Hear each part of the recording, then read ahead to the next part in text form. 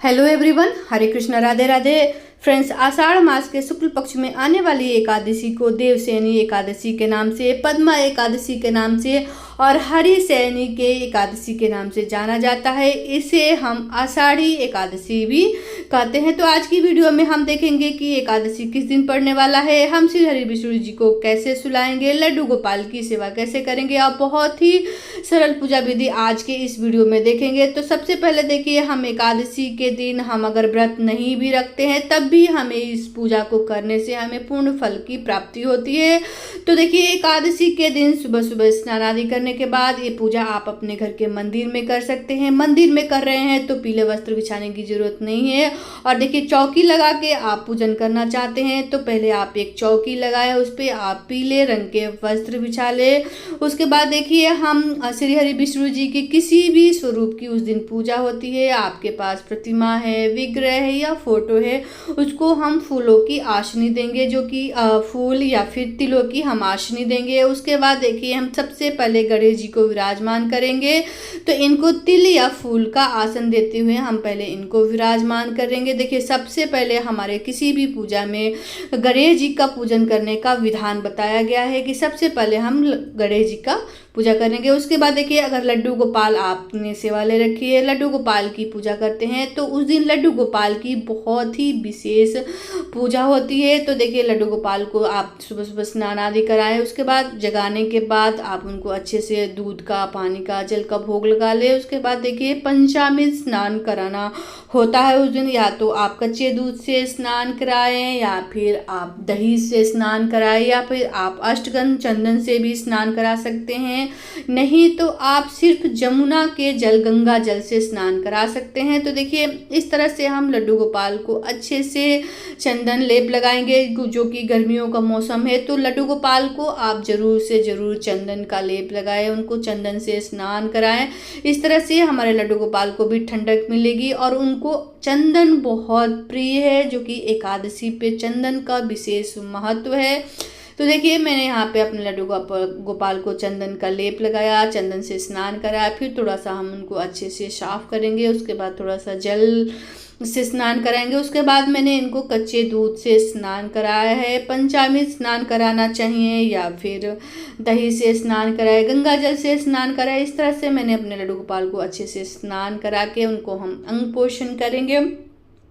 देखिए, गर्मियों के सीजन में लड्डू गोपाल के अंगों को आप जरूर से जरूर अच्छे से पोंछिए। जो भी आपने ये स्नान किए हुए जल को आपने कराया है उसको आप चरणामृत बना के पी सकते हैं, पूरे घर में छिड़क सकते हैं या फिर आप तुलसी के पौधे में डाल सकते हैं इस जल को। उसके बाद या फिर किसी भी पौधे में आप डाल सकते हैं। उसके बाद हम लड्डू गोपाल को पीले वस्त्र, नीले और काले रंग के छुड़ा के पीले वस्त्र का उस दिन विधान बताया गया है। तो आप हो सके तो पीले वस्त्र ही अपने लड्डू गोपाल को अवश्य पहनाएं। और उसके बाद उनको बहुत ही अच्छा सा प्यारा सा श्रृंगार करें, क्योंकि लड्डू गोपाल को सजना संवरना बहुत पसंद है। देखिए, इस देवशयनी एकादशी से हमारे जो भी मांगलिक कार्य होते हैं ना, वो बंद हो जाते हैं। तो इसलिए देवशयनी एकादशी का बहुत ही विशेष महत्व बताया गया है। तुलसी दलपत्र आप एक दिन पहले ही तोड़ के रख लें, क्योंकि एकादशी के दिन तुलसी दलपत्र तोड़ना वर्जित माना गया है। आप और उसके बाद देखिए, हम जैसे हमारे पास आचमनी कराते हैं ना, जैसे जल से, तो आप जल से छींटे देके उनको आचमनी, सभी विग्रह को आचमनी करा ले, उनको भाव स्वरूपी स्नान कराएं। उसके बाद वहाँ पे जोत जलाएं, क्योंकि देखिए, किसी भी पूजा में सबसे पहले हमें दीप जलाने का विधान बताया गया है। तो आप हो सके तो सभी विग्रह को स्थापित करने के बाद आप दीप जरूर से जरूर प्रज्वलित करें। उसके बाद ही आप पूजा की शुरुआत करें। तो धूप दीप यहाँ हम जला लेंगे अच्छे से। तो उसके बाद देखिए, बहुत ही सरल पूजा मैं बताने वाली हूँ। और उसके बाद गणेश जी को हम कल वस्त्र स्वरूपी कलवा अर्पित करेंगे, क्योंकि सर्वप्रथम गणेश जी हमारे पूज्यमान होते हैं। उसके बाद श्री हरि विष्णु जी को हम वस्त्र स्वरूपी कलवा पहनाएंगे। आप यहाँ पे पीले फूलों की माला पहना सकते हैं, सफ़ेद फूलों की माला पहना सकते हैं।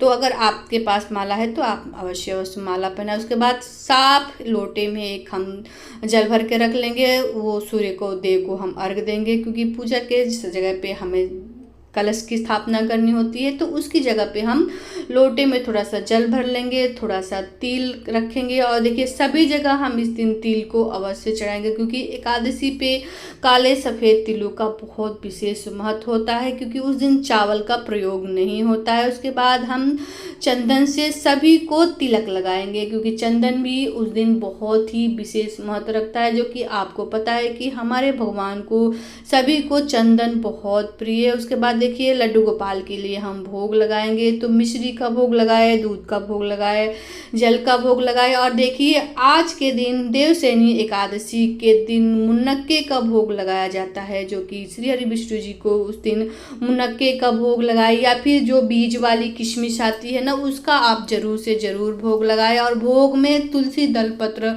डालना आप जरूर ना भूलें, क्योंकि देखिए तुलसी दल पत्र डालने से हमारे जो भोग होते हैं ना, वो उनका पेट भर जाता है। तो हर भोग में तुलसी दल पत्र का होना बहुत ज़रूरी है। अगर तुलसी दल पत्र नहीं है तो तुलसी की माला भी आप रख सकते हैं, जो कि देखिए हमें कभी किसी दिन याद नहीं होता है, या फिर कोई अवस्था आ जाती है ना, तो हम तुलसी दल पत्र नहीं तोड़ पाते हैं। उसके बाद देखिए कोई सा भी हम मौसमी फल ले लेंगे, आम ले लेंगे, तरबूज ले लेंगे, केले ले लेंगे, कोई भी मौसमी फलों का हमें उस दिन भोग लगाना होता है। उसके बाद देखिए गणेश जी को हम लाल फूल अर्पित करेंगे, दूर्वा है तो आप दूर्वा भी अर्पित कर सकते हैं।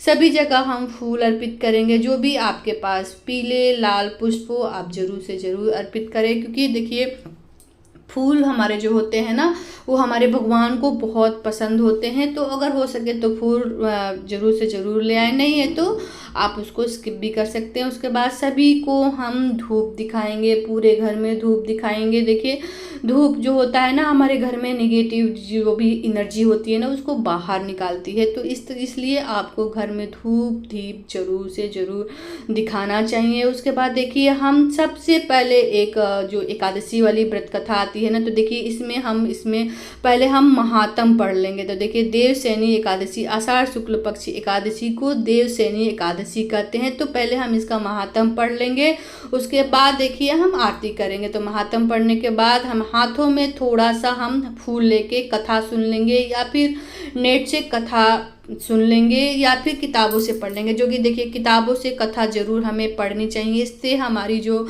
अंतरात्मा होती है ना, वो शुद्ध हो जाती है। तो हो सके तो आप किताब से ये कथा पढ़ ले, नहीं तो आपको मेरे इसी चैनल पे यूट्यूब पे मिल जाएगा, इसी डिस्क्रिप्शन बॉक्स में। उसके बाद हम आरती करेंगे। तो पहले गणेश जी की आरती करेंगे, उसके बाद श्री हरि विष्णु जी की ओम जय जगदीश वाली आरती करेंगे। आप यहाँ पे सहस्त्र नाम के पाठ कर सकते हैं, आप विष्णु चालीसा कर सकते हैं। देखिए आप उस दिन जरूर से जरूर पूरे घर में कपूर का, देखिए कपूर दिखाना ना बहुत ही ज़रूरी होता है। तो कपूर की हो सके तो आप उस दिन आरती कर सकते हैं, नहीं तो आप डायरेक्ट जो दीप जलाए हैं ना, घी का दीप या फिर तिल का दीप जलाएंगे, तो उस दिन आप पूरे घर में दीप दिखाएं।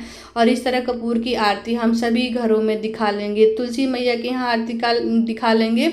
उसके बाद देखिए हम हाथ जोड़ के पूजा में रहित कमियों की क्षमा याचना करेंगे। उसके बाद जो भी फल आपने चढ़ाए हैं आप प्रसाद के तौर में घर पे बांट दिए। जो लोटे में आपने जल और तिल चढ़ाए वो सूर्य देव को अर्घ दे सकते हैं। जो लड्डू गोपाल को भोग चढ़ाया है वो आप प्रसाद के तौर पे पा सकते हैं। और हाथ जोड़ के पूजा में रहित कमियों के लिए भगवान जी से क्षमा याचना करेंगे कि हमारी मनोकामनाओं को पूर्ण करें। देखिए 2025 में देवशयनी एकादशी जो व्रत रखा जा रहा है वो 6 जुलाई दिन रविवार के दिन रखा जाएगा। एकादशी तिथि प्रारंभ हो रही है 5 जुलाई शाम को हमारी 6:58 पे। तो एकादशी तिथि जो हमारी समाप्त हो रही है 6 जुलाई रात्रि में 9:14 पे। तो इस स्थिति में हमारी जो एकादशी का व्रत हो रहा है वो 6 जुलाई को पड़ रहा है। 5 को हमारा दशमी तिथि का जो मनाया जाता है वो मनाया जाएगा। नियमों का पालन 5 तारीख को किया जाएगा, व्रत 6 को रखा जाएगा और 7 तारीख को दिन सोमवार को हमारा व्रत करने का सही समय है सुबह में 5:29 से लेकर 8:16 तक हमारा व्रत करने का सही समय है। तो देखिए हमारी जो देवशयनी एकादशी है, हमारे श्री हरि विष्णु जी 4 महीनों के लिए योग निद्रा में चले जाते हैं। तो क्या हमें अपने लड्डू गोपाल को भी सुलाना चाहिए? तो देखिए अगर हो सके तो आप सुला सकते हैं, नहीं तो भाव स्वरूपी अपने लड्डू गोपाल को 4 महीनों के लिए शयन करने के लिए उनको आग्रह कर सकते हैं। और उसके बाद देखिए अपने लड्डू गोपाल श्री हरि विष्णु जी को 4 महीनों के लिए एक योग निद्रा में जाने के लिए आग्रह कर सकते हैं। तो आशा करती हूँ कि मेरी दी हुई जानकारी आपको अच्छी लगी होगी, वीडियो पसंद आई होगी। तो वीडियो को लाइक कीजिएगा, चैनल सब्सक्राइब करिएगा और कमेंट बॉक्स में राधे राधे जरूर लिखिएगा। मिलते हैं आपको दूसरी वीडियो में, तब तक जय श्री कृष्ण, राधे राधे। और इसी तरह से तीज त्योहारों की सभी प्रकार की वीडियो आपको मेरे यूट्यूब चैनल पर मिलेगी। तब तक जय श्री कृष्ण, राधे राधे। वीडियो देखने के लिए बहुत बहुत धन्यवाद।